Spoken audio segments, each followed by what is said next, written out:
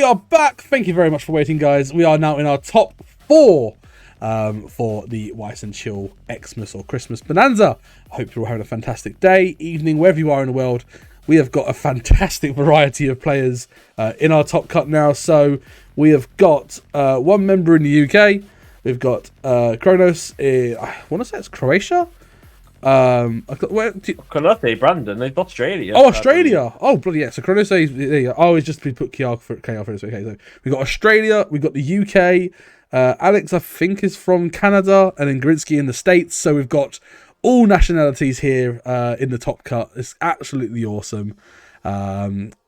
Before we carry on, I just want to say a massive thank you for everyone that's watched, everyone that's played, everyone that's assisted during today. It's been, again, this wouldn't be possible if it weren't for you guys supporting the channel and, you know, doing what you have done to help this community grow. So thank you so much. If you are new here, hi, I'm Liam. I run Weiss and Chill.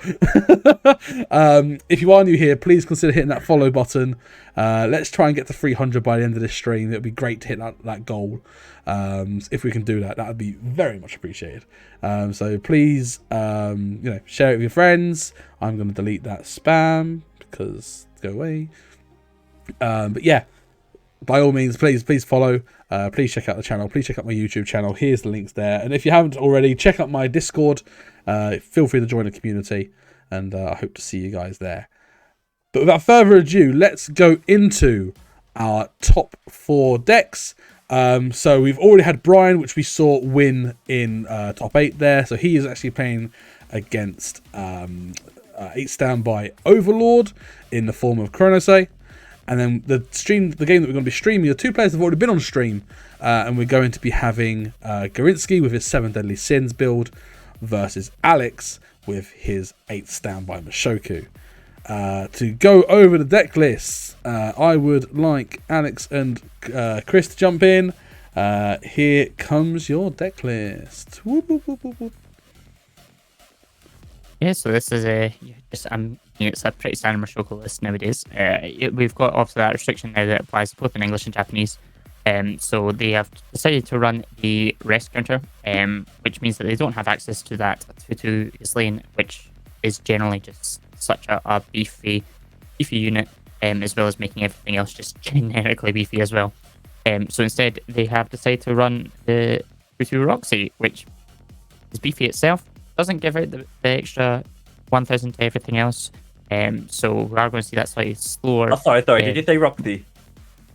Eris, sorry. Yep. It all looks the same to me. No, the 2/2 Eris, they will not give it the 1k to everything like the Ghislaine used to do. But it does gain that 1k itself for each other character, so it will be a bit chunkier on its own side, with the ability to also have the hand on core, so it's going to have that staying power. That in combination with just the generic tools that this deck has, things like giving out the twin drive, just for triggering a climax or on climax place, as well as the one of Sylph, which sort of started to see some play before the restriction list hit, but is now seeing more and more play, just to try and get that stock wash through, giving that extra bit of utility going forward. Other than that, there's a lot of just sort of generic one-offs at level 3 that Mashoku can either use or not use, and that's one of the great things about the deck. It's just insanely consistent with the way it works with 8 standby, so these one-offs at level 3 will not really affect too much. Whether they'll use them or not is up to really the matchup. Other than that, Overall, we got 7 Deadly Sins. It's my first time seeing this proper list. So we're looking at the Stock Soul level 2, which will be dominating from board, just to basically just dig up for so many pieces alongside the standard Meliodas, where when it gets attacked, basically to pay the cost to basically burn 2 back. So with the whole highly staked up level 0 lineup with various techs and tools of the trade, just to basically take the advantage. So you don't really see much of a level 1 lineup count because your combo is essentially level 2 onwards. But because you don't need to go like tri-boarding, so you can realistically get away with just the 3 copies. And then obviously you got the 3 of the 2-1 to go with the Meliodas. But obviously, you do have a constant, like the basics tools for engaging from the earlier offensive. So essentially, so you just pretty much just casually just build up, and you don't really need to take it in a rush. But you can also basically press it to make sure that you're essentially being able to deal with any offensive early game while still being able to maintain your offensive. We'll be interested to see this matchup, especially because the fact we've got this the Ghislaine finisher within Mishoku, which will not be able to deal with the anti-damage from 7 Deadly Sins. It's going to be a weird one because obviously with the 2-1, it's going to feel like can it be favored to basically be able to get its combo off? If not, how does how will Gorinsky basically go around dealing with the board presence? Because realistically, in the end, even if he gets the Meliodas in, it's like the counters are going to be there just to basically prevent him from doing too much early, especially knowing that Alex will probably use the rest counter to deny the 2-1, maybe. Yeah, I don't expect to see it too much, the rest counter stop this 2-1, just because the fact that the first one that will go off should be early enough in the game that the stock's not there for them to use it without detrimentally affecting their own game plan. But we do at least have that prevention to stop it happening over and over again, which is extremely good if you can do that with this type of combo. But the errors at level 1 will not be big enough generally to contest it. Well, the basic Alex does open up with just generic standard runner, center runner, with a 3-5 because it has 5 in hand, but just like Garinsky is essentially having a bigger level 0 body on the board, so it's like you can't realistically run into it. Yeah, I think that's a play that a lot of people don't quite take advantage of against Mishoku players when they start that lone runner. Is you have control over where they're running, so you can either force them to run into something that's bigger, or they just don't get the benefit of that card at all. Seeing a very early Roxy Brainstorm here. It does help just to basically just try to build up some tools for your standby early. Get those 1-1 Erisys or basically the 1-1 Ghislaine. Guess we'll see whether if he's got a couple of climaxes in hand, we might just see the early standby climax, get the 1-1 out for free, give the twin drive out, which we're seeing here. Oh, he's standbying out a level 0, so he has no 1-1s in the bin. That's not really good. I was like, if that's the case, would you not just essentially reserve the climax in hand for the next follow-up turn?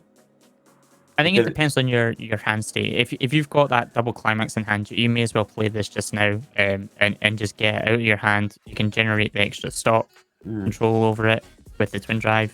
And it's not the worst standby target either.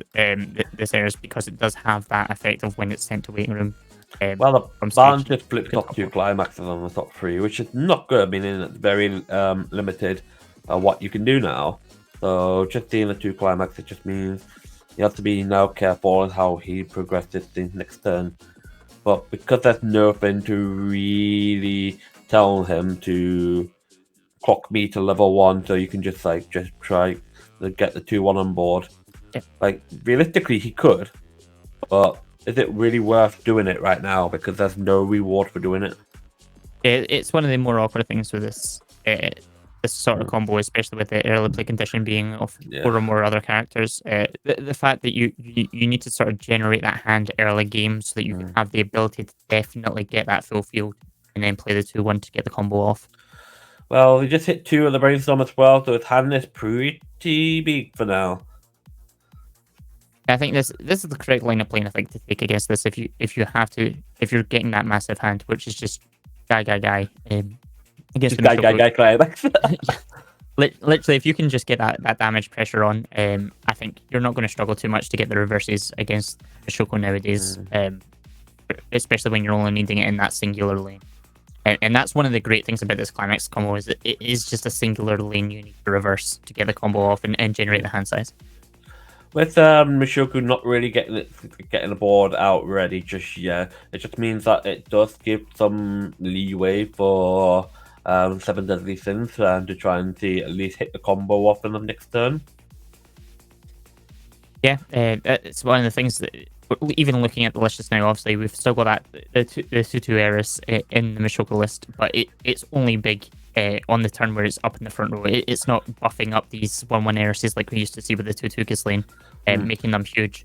Well, there is a 2-2 that just went to the bin now from the level up, so we know that will come to a standby. And obviously, we've just seen a choice basically with the Meliodas. But he's going to change his mind and put the 2-1 into stock instead. Yeah, the fact that basically Arinsky here is going to guarantee this level 2 reversing as long as it's swinging into a 1-1 but prior to his opponent hitting level 2. I don't think he's that worried about actually just having characters on the field. Like, no, it's only the one here we're looking at, 1-1 Eris, so basically looking to just have the level 0 body, then just get a standby to just start to slowly get bored. But you know that 0 Eris is going to get standbyed over if there is a standby and the trigger attack. Yeah, definitely, especially because the fact that it doesn't have a requirement other than just going to the waiting room. We've seen some of these ones nowadays where they maybe have the requirement they have to go during your opponent's turn and things like that, and this is not one of these. It gets in any target essentially to salvage because there was a level 3 that was milled. Interestingly, here he's actually moved the level 0 Eris onto that right hand lane, so it's going to be bigger than the Guildford. That's not really bad then, because obviously you're just essentially your winning board here, and that's what you really want to start doing. You want to start winning that board, especially in a state where Seven Deadly Sins just only need a 1 turn to try and just get the level 2 combo in. Yeah, my main issue with this is the fact that you're keeping that 1-1 on the board no matter what. If he doesn't trigger a standby to play over the levels, the 0-0 Eris, then he would then have that lane open to run the Rudius into, which causes a bit more issue for that Gilhunder Climax combo. I was surprised that he basically went for the ban early, because realistically here, it's like he could have been, he was like so many climaxes out already because of the previous couple of turns, but just giving him the ban just basically just makes it a bit more like, I said this before earlier in the day, it's like, I feel like when it comes to like other pets like the ban, it's just like the thinner the deck basically, the more likelihood of seeing those climaxes split. So you don't really want to have a big deck just for them to mill clean and just comes along after. Yeah, it's something you always have to think about, but it's also your first refresh. There's been no searches, so we can't.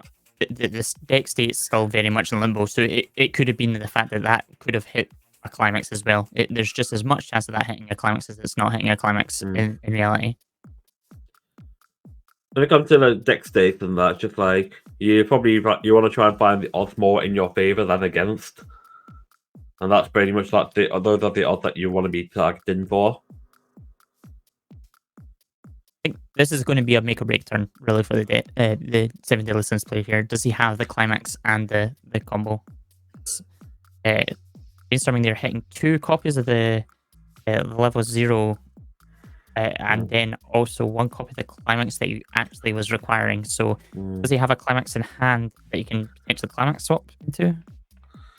Did he not get the climax swap of the last turn and just didn't play it? So he still would have to obviously have the climax, but yep, there we go. There's the climax swap. Yeah. Grabbing there off that brainstorm, actually, the assist that gives 500 in front, which he will actually need in this matchup. That 500 extra power on the 2-1 matters, as it's only 7k base. Right. Is he going for the Eris lane here? Because if the 2-1 does not beat to 9-5, it's just like, well, it only needs to really realistically reach 9-5. If it basically hits like 9k, then it's just like it's kind of underwhelming because the 2k counter just denies it. So resting there will have given 1,000 power to the 2-1. So the 2-1 will be on 7-5 from the assist, 8-5 from that. It's going to gain an extra 500, and then unfortunately, because it's not in the center slot, it's not getting the 500 from the assist. I wouldn't really be risking it in the position it's in. Oh, that's an even more interesting play. Yeah, because it just shuts off the level 2 just from being able to come back into it. That's it. So yeah, so Liam's just played in there quite happily because that the back row there actually has two effects. So that not only can it give out the 1k, it can also rest itself to choose something that is a higher level than your opponent, and it can't stand. So he's chosen that 2-1, the 2-2 in the back row there, preventing that attack next turn, and just basically turned around and went, if you've got the backup, you've got the backup. What am I going to do? So that's why, because there was the other part where it just gives that 1k power out here, so just like and I'm thinking about it now, actually having like tried to work out if he could get that 9k that we were talking about. He was only reaching that 85 with the 1k power as well. So this not only is this a really nice play to actually play against the standby deck, it just meant that the fact that he just basically said, if you've got the backup, you've got the backup. And I think that's sometimes we take plays like that. It might be that he did maybe know that the backup was in discard. I've not really seen it go into discard myself, but at one copy, it's not likely you're not as likely to have it as at this point in the game. You'd be surprised because obviously considering the deck speed of Mushoku Tensei with the Ares combo, but obviously Alex did not really have the consistency to dig through, but obviously it's just about going into his first refresh state now. Yeah. The question was essentially a case of, could Alex not consider trying to get the counter early? Just so it just keeps the 1-1 Ares alive, so basically that 2-1 wouldn't be able to be over. I think that's a bit awkward of a decision to make, especially when it looks like he didn't have the best of hands starting off the game, but he had a hand. It was a playable hand, so do you sacrifice that consistency or that ability to play the hand as much if it is not, if for that 1-0, if you know that it's going to affect you potentially a couple of turns later? Yeah. It's just like with Gorinsky just getting essentially a +3 or 4, which I didn't quite catch it. It's just like had to get sidetracked for a second. But it's just like the fact that just sat the climax just top 4 and all characters just like, it's just a huge momentum gainer, just like especially if you're +4 on it. Yeah, and one of the great things about it is it only needs that one reverse line, which is one of the benefits you had, especially when we've got this meta where we had before 8 standby Mushoku, and now we've got that Wince line lying around. Getting the 1 lane reverse isn't as big of an issue as it is maybe getting 2 or 3 reverses that you see things still aiming for. Well, there are 2 errors. Get the Rudy counter again. I'm pretty sure he got one earlier, so it's like, if he's gonna get a second one.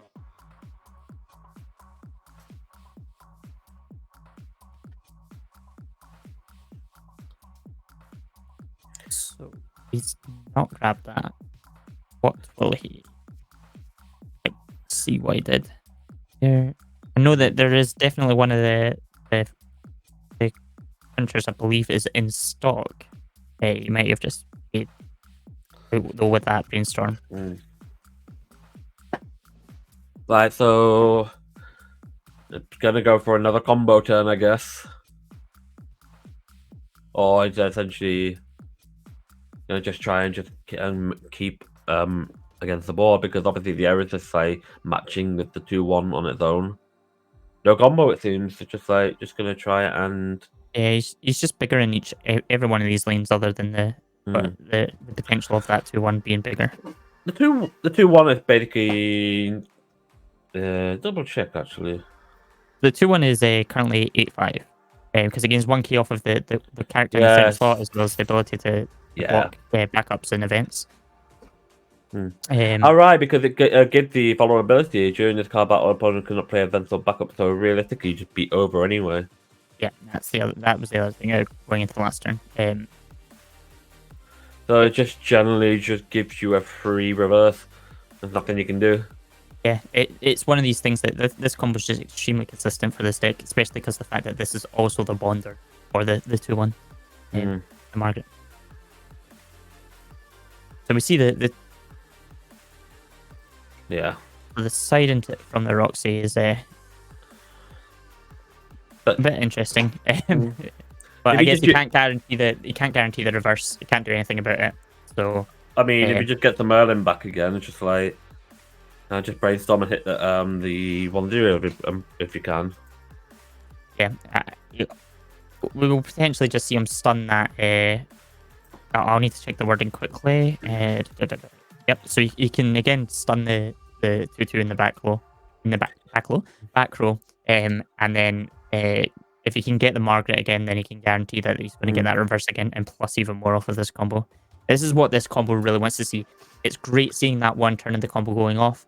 It's even better to see that second turn or the third turn of that combo going off, especially when you're playing against something like Mashoko. You're going to take everything you can against that, because it's well known that Mashoko generally has a quite a large board.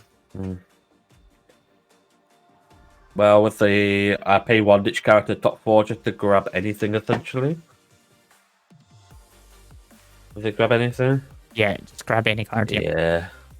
Let's just try and see if he can get himself another climax, essentially, just pop off again with the plus. Yeah, I think that's what he's thinking. Obviously, it's going to be a bit more awkward this turn because the fact he's got he's looking at the Rudiest runner here, which is... Yeah, the Rudy runner basically will be able to deny the combo, so unless he's not playing combo this turn.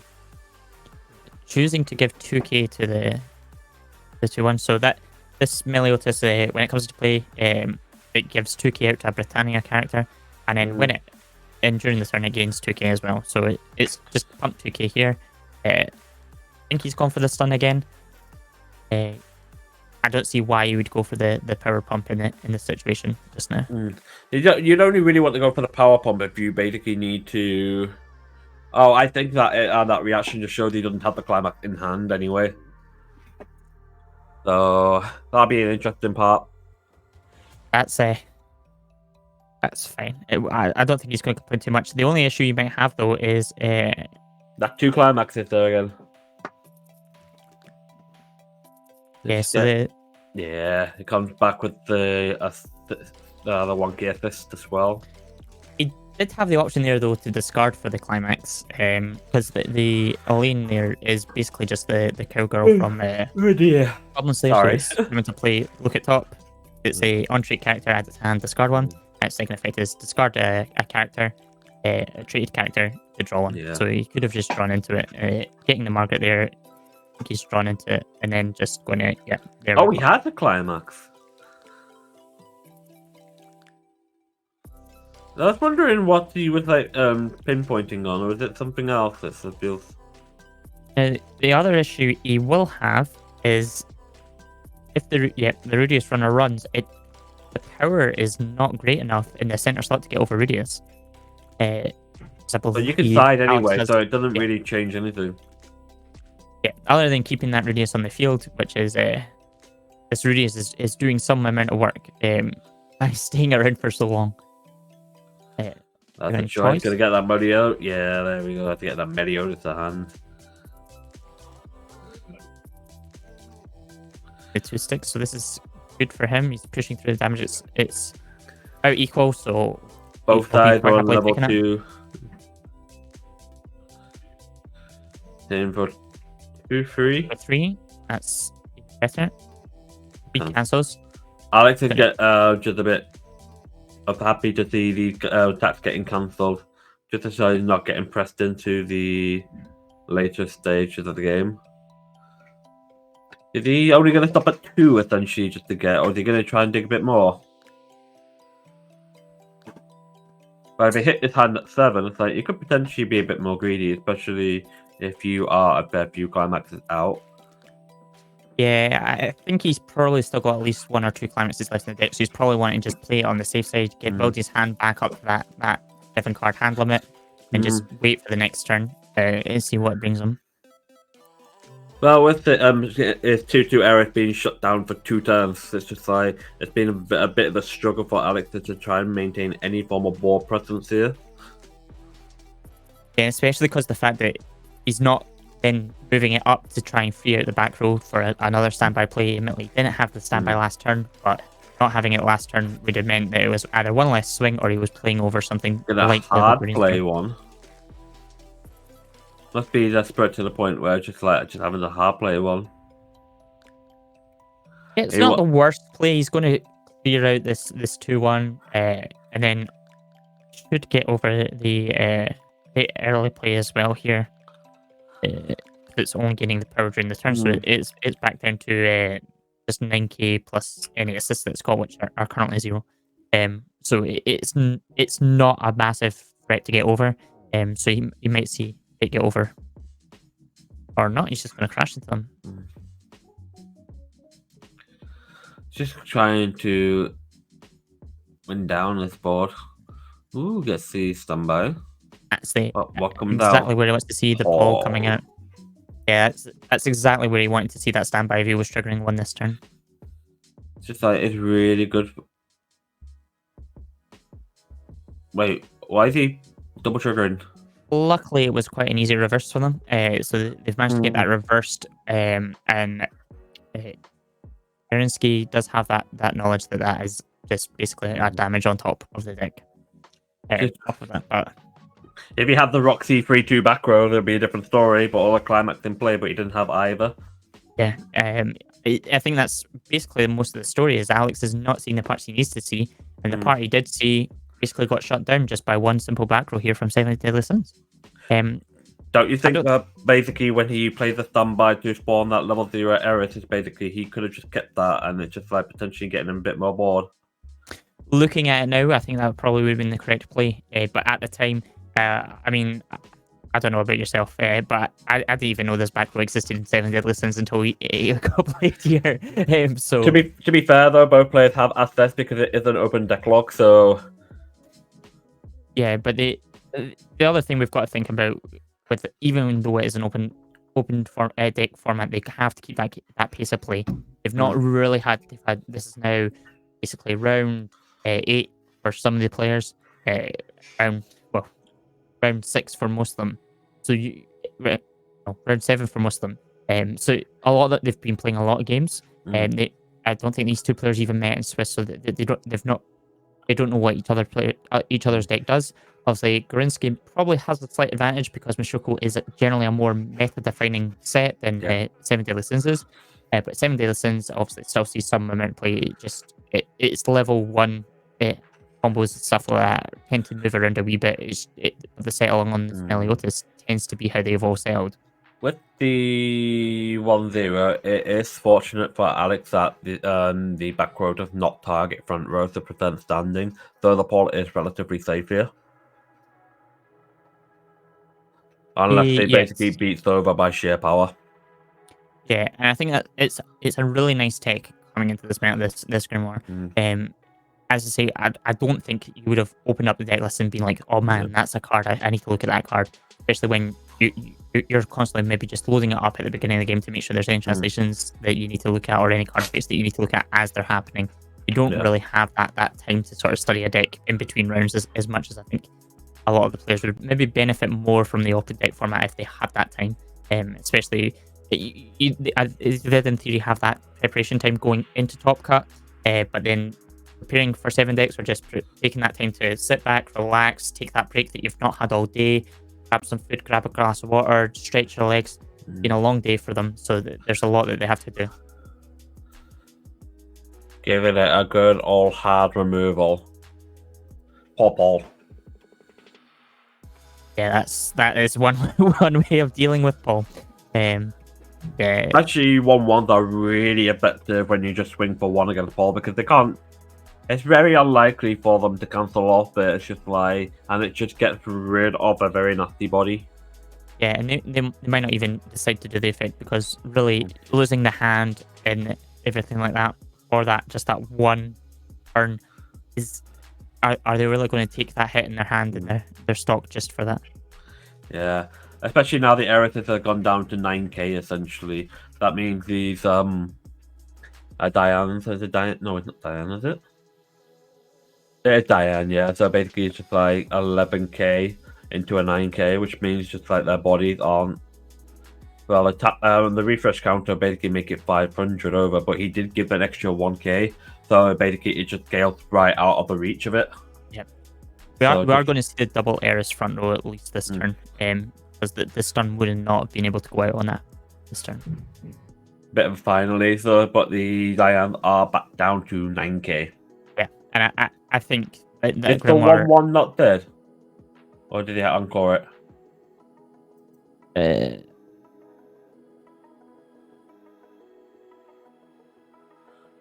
That would be the question for me as well. I didn't notice an encore. Yeah, they're just fixing that there. Yeah.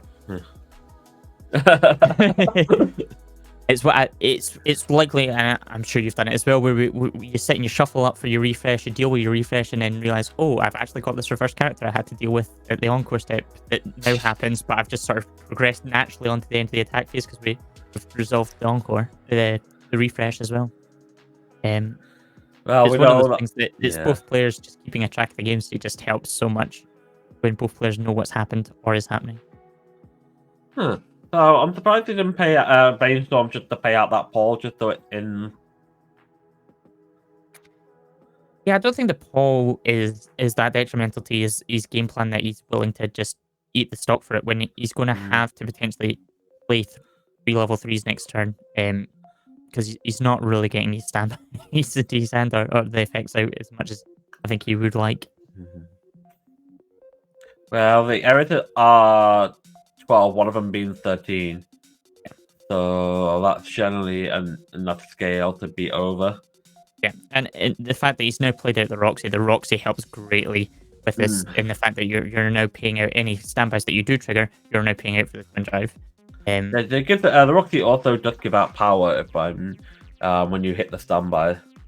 Yeah, it gives out 1k of power, so it's just helping even more on that front. So essentially, both these Erithas are like 13k. So just like it just scales over both of these Dianes. So in a way, it is kind of good for Alex here. So even if he does push Garinsky to 3, yes, he'll basically just no, he's not going to attack. He's going to keep him hard locked on level early. Is that 2-4, 2-5? Looks like 2-4. So they're both on 2-4 here.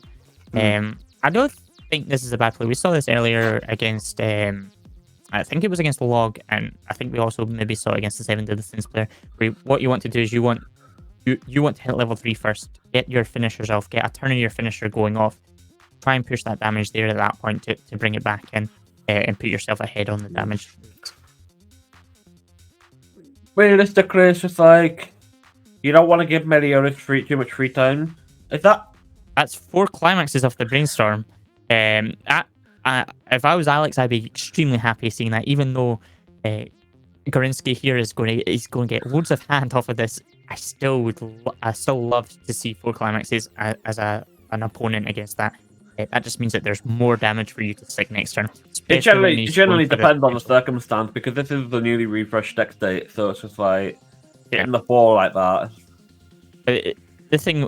Part of the thing with this is the fact that obviously Alex has decided in the previous turn that he wants to hit level 3 first. He wants to get all his burns off before Meliodas even hits the field. So if we can see that happen, if he gets pushed to 3 this turn, you see maybe 2 or 3 Ghislaines, we can see that damage potentially stick. That's going to be a high output of damage on that turn. Or it should be, at least. Obviously, whether it gets cancelled or not is another matter. I was wondering if he was going to play down the 2-1 just yet. Just on the board and basically early play. But we know that there should be an early play coming in. I don't see why there wouldn't be.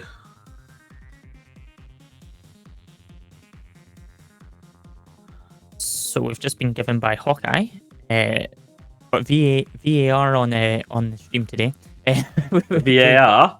Yeah, VAR. What's the has confirmed conclusion? there's Conclusion. 6 climaxes in the The discard here. penalty, you say? So yeah, if we get this push into level 3 for the Mashoko player going into this lane, we're going to see a high output of damage. It might even just finish the game there and then. Going from 2-5, that's very much within range. I wondered how the pole works against the Meliodas. I'm actually curious to check that wording. So the Meliodas, if I remember right, is... I've got it here. Actually, the Elizabeth is what the card we're actually talking about here, which is can't be chosen for cards effects, and during this card's battle, you cannot receive damage from auto effects of your opponent's characters. So in that case, the Paul, which would trigger as an auto effect, would not deal any damage against the Meliodas if it was swinging into the Paul. Yeah, but if you didn't have the 2-1, then the Meliodas wouldn't do anything because the Meliodas doesn't gain the anti-damage unless it gains it from the Elizabeth.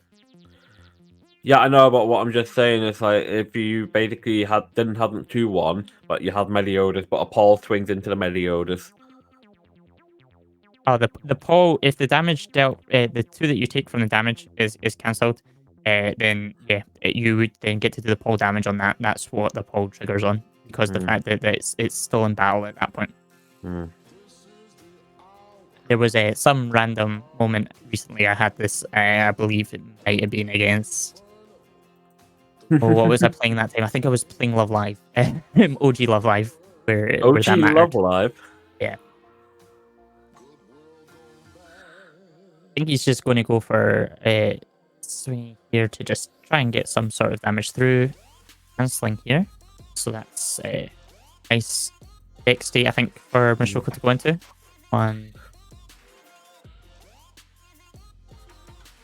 I just saw 5, maybe 6 climaxes going back in. So it's not the best, but it's also not entirely the worst. He's probably got the Ghislaine climax in his hand, sitting holding it for that level 3 turn. Well, here's the main thing. It's like,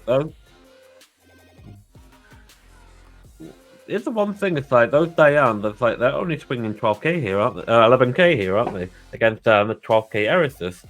So they're not winning the lane. So the center's got an extra K because the back row Brainstorm gives 500 to the middle spot. Yeah, that is true. Right, so it's 11 and 12, but yeah, it's not massive. But at the same time, I don't think he's really that bothered about just swinging into them. Well, it depends because of next turn's just like... So siding into both of them is an interesting choice, especially leaving your opponent on 2-6, because that just means that it's a clean clock in.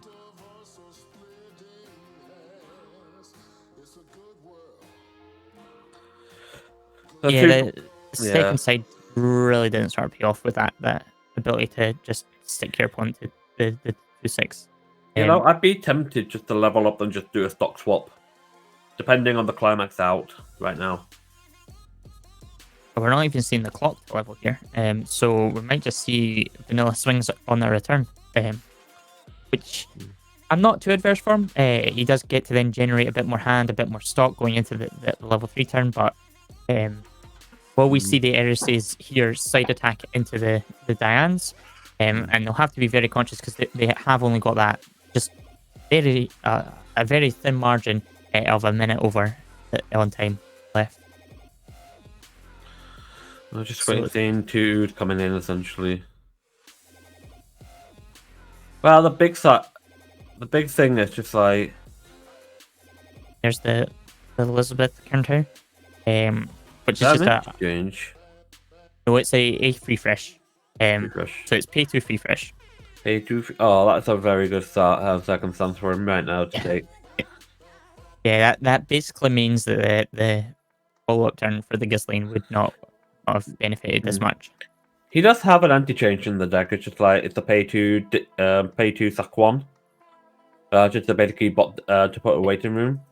So yeah, I think the issue here just now is that the only anti-change target would be that Roxy in the back row. That's the only thing you can anti-change. So at the moment, the Eris is 12k, while the refresh counter takes it to 12.5. I'll take it to. So it's currently 10k. Yep. So I'll take it to 12. Yeah. Yeah, so it's just 500 measly bigger. Kind of sad. But this one's beating over it. So the 500 over is more than enough going into the defense. So they are now in overtime. So that'll be 7 daily since turn 0. So we've got 2 full turns for Mashoko, with 7 daily since just wrapping up their turn there. Oh, sorry, Mashoko is turn 0. So 7 daily since have got 2 turns, and Mashoko only has 1 more turn remaining.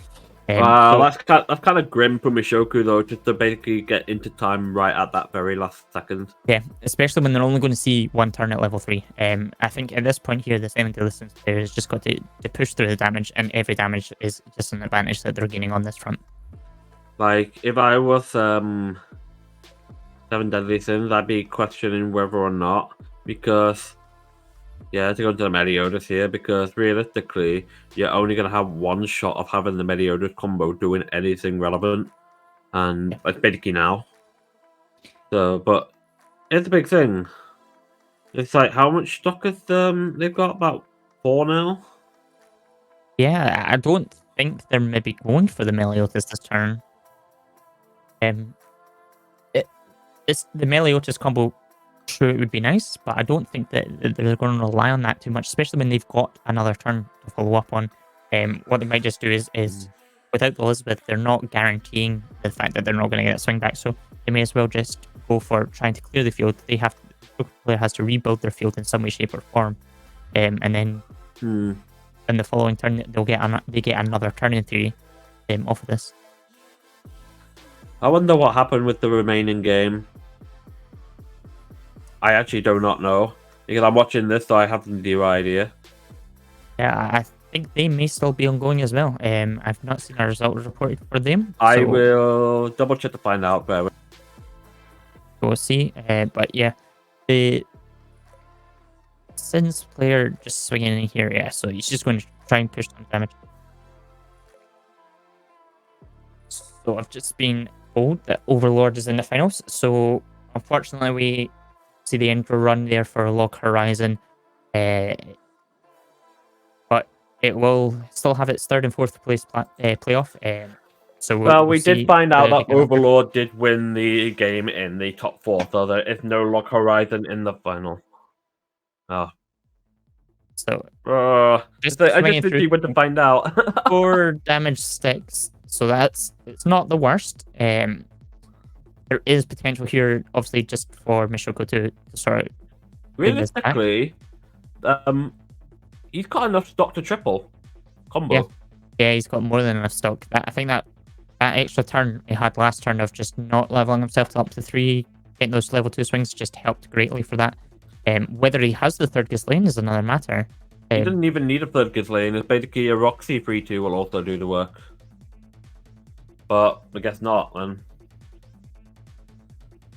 But he's basically going to do 2-2-2-2. He's got four 2s on the 3 coming in. Yeah. That's 1. Going for the 2 first, which I think is the correct call. That's a standby. He's going to get Twin Drive on something here. What he could potentially do here, just off the top of my head, would be actually giving the Twin Drive to the other Ghislaine and then siding with the Ghislaine, dealing 2, depending entirely on whether this Eris sticks or not. Well, I wouldn't bother trying to do the Twin Drive in the Ghislaine. I'd basically go direct with the Eris here, just to go try and poke a 3 and just for like the last 2 swings to be 2 and 2.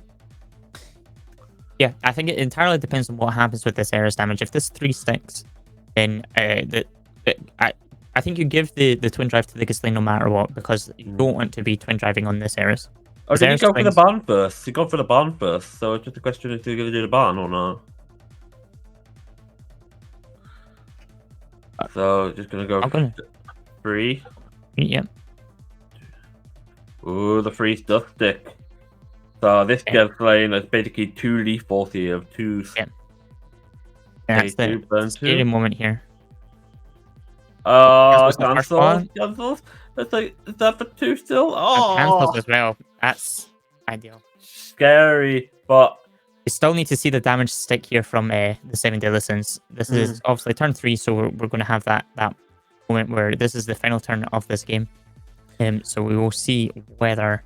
Realistically, if 7 Deadly Sins can just heal the 4 in his clock, he wins.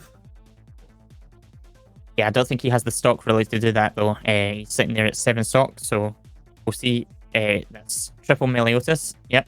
And then does he have the 2-1 as well? Is it already on the stage, actually? I think. So he's golden at this point, I think, actually. He's got the stock, so he can do the on attack for the first one as well. So he's going to triple Meliodas. Here's the big thing. Here's the big thing. Because... Yes, so, but here's the thing, though. If, as Alex triple cancels, he gets another turn. Because of sudden death. Yeah, I don't see that happening. Yeah, that's that was a very long shot, I think, for that to happen. But yeah, I think they've just decided to tie it up there, and one of them can go to sleep eventually after the next their top 4 game. After it's just like one of them can go to sleep, but not till after their next game. Yeah, that's one of the things with them. So we'll be seeing Mashoko, not Mashoko. We'll see 7 Deadly Sins carry on to the final. So we're going to have a 7 Deadly Sins versus Overlord final. In 3rd and 4th place, we're going to have Log Horizon. Yes, I did not stutter there. Yeah, Log Horizon versus Mashoko Tensei. I think that's going to be extremely interesting, both of these games, to see what comes out of them. Well, that was a journey. Log Horizon versus Mashoko Tensei. So, and that's our 3rd, 4th playoff, and our finals. Liam realizing that he's muted. No! God damn it! I was getting output on the stream. I forgot to change it on the thingamabob. My bad. So yes, we are going to be going into. So I'm going to just drag people around to make sure people are in the right place. You can go there. You can go there, and that's the game's ready. So we are going to get ready for our finals now. It will be 8th Standby Overlord versus 7 Deadly Sins in the final of the Weiss and Chill Xmas Bonanza. And then we've got Log Horizon versus Mashoko Tensei 8 Standby in the 3rd, 4th playoff. Don't go anywhere. We'll be back in just a moment. See you in a bit.